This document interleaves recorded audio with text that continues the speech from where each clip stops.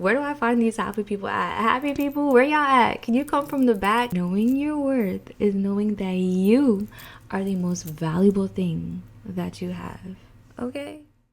Welcome back to another episode of From Scratch.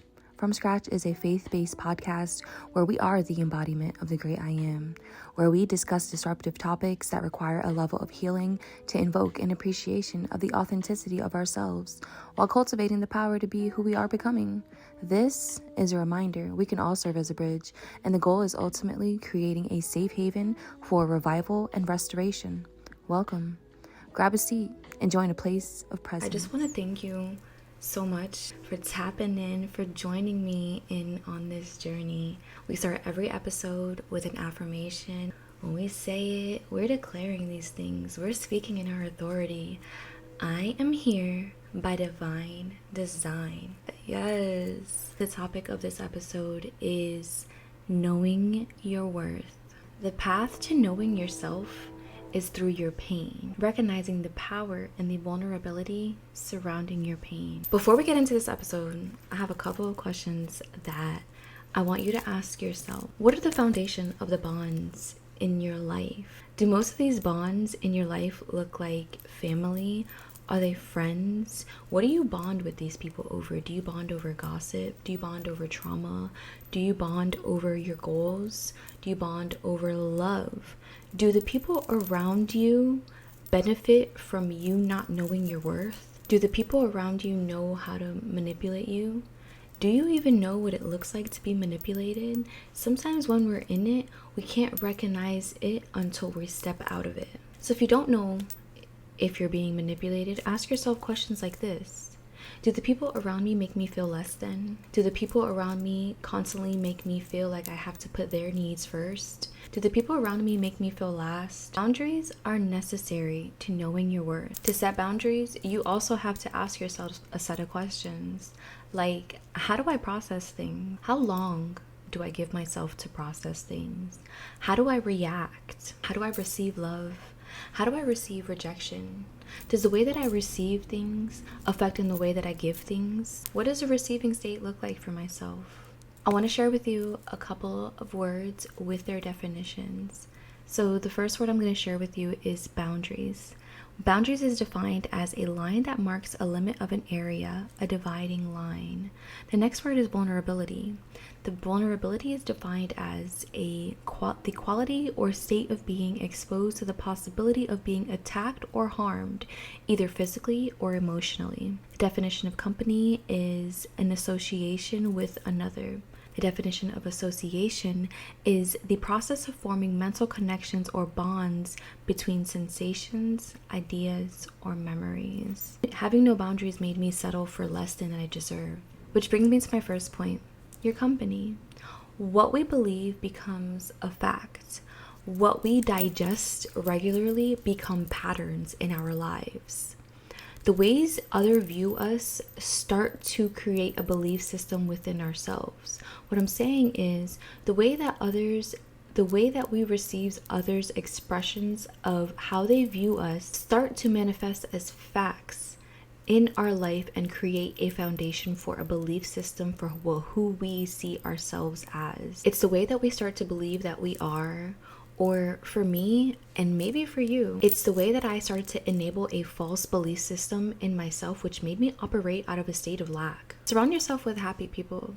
I say that also recognizing that if you're anything like me, you're in a constant state of a hermit mode, okay? So you might even start asking yourself questions like, how do I surround myself with happy people? Like, where do I find these happy people at? Happy people, where y'all at? Can you come from the back, please? You might even start feeling guilty for wanting to surround yourself with better people. And if you're feeling guilty, you might even start asking yourself questions like, is it even appropriate for me to surround myself with happy people or new people? Or what do these people look like? Sometimes the people I had around me made me feel so low that I barely even wanted to leave the house. I didn't think that I was really worthy of having time for myself, or I really thought it was selfish to make time for myself because I was in a constant state of putting others' needs before mine. Knowing your worth is recognizing that you're not a people pleaser. Which brings me to my second point. When you realize karmically you receive what you need to grow and learn in this lifetime, you can appreciate the journey at its rawest capacity. You can start appreciating when you say no. You can start recognizing when a situation is no longer working for you. That situation might look different for everybody. A job, a city, a lifestyle, a habit, a friendship, a relationship, or even a marriage. Don't be like me. I force myself to stay in situations not recognizing that growth is a necessity. I put myself through so much grief, not even realizing that growth was a necessity. And sometimes growth looks like outgrowing people. You can't take everybody where you're going, okay? Your boundaries are going to upset people, and their discomfort is not your responsibility. Not only is growth necessary, but it's also very necessary to just simply let people miss out on you. Staying in situations that no longer serve you come at a cost. At the cost of my growth, I was in a suicide matrix, and I opened myself up to so much spiritual warfare, not even realizing or having the capacity to understand what spiritual warfare even was. Knowing your worth means that you cannot fear of going to places that are unrecognizable, okay? When you live in fear, it tells the enemy exactly where to go. It tells the enemy exactly where to attack you. I'm not even sure if we're truly taught how to love, which brings me to my point of recognizing that I know we're not taught to let go. But stepping into your worth teaches you to let go.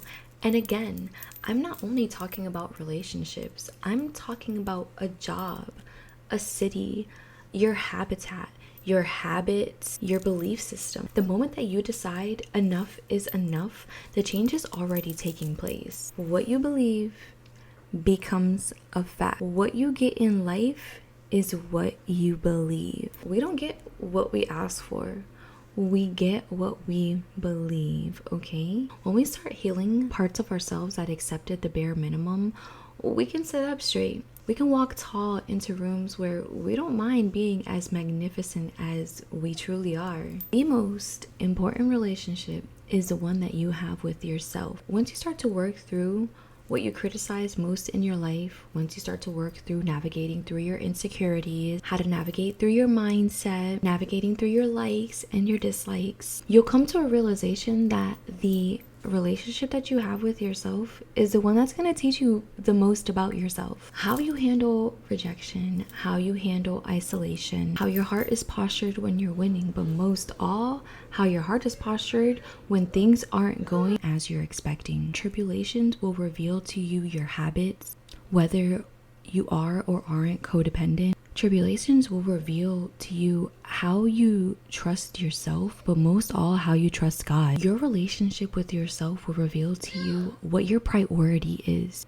Your relationship will bring you to a place of recognizing that peace is a place that dwells within you. It's not anything that anyone can offer you. Knowing your worth is understanding that you have to get lost to find yourself. Regaining your connection to your intuition is fundamental. Operating in your authenticity is fundamental. Your authenticity is the area that you're going to thrive the most in. It's also the area that once you reach, you'll realize that nobody can offer you what you already have. I was in a situation where I was begging for quality time. I was begging to be fed emotionally. I got fed up one day and I packed my stuff up in 24 hours, knowing that in 72 hours, my life would look totally different than what it currently was. Since then, I have never begged for anything. I know what it's like to feed myself emotionally. I know what brings me peace. And most all, I'm thriving, okay? In Romans 8:18, it says how the present troubles are nothing compared to the glory. You have to understand that there are going to be pruning seasons, there are going to be waiting periods, there are going to be seasons of preparation. This is all necessary for you to carry the purpose. We have to have the tough skin to be able to make it through, but also the endurance to operate in our authentic self. We aren't burdened by the belief systems that others try to instill in us. When God interferes, it causes disruption. You needed to not know to know. In 1 John 4:4, it says, "He who is in in you is greater than he who is in the world. In Psalm 35, it says, weeping may endure for the night, but joy comes in the morning. Knowing your worth is living in liberation. I'm going to leave you with one more definition.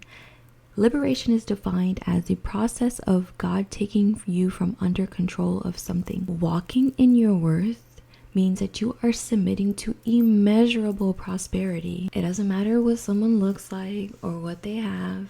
They can pay for it and we can pray for it, okay? Knowing your worth is knowing that you, yes you, knowing your worth is knowing that you are the most valuable thing that you have.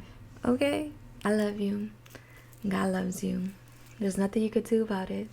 That's a wrap.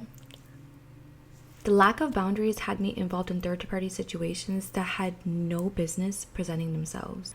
Having no boundaries made me a single mom.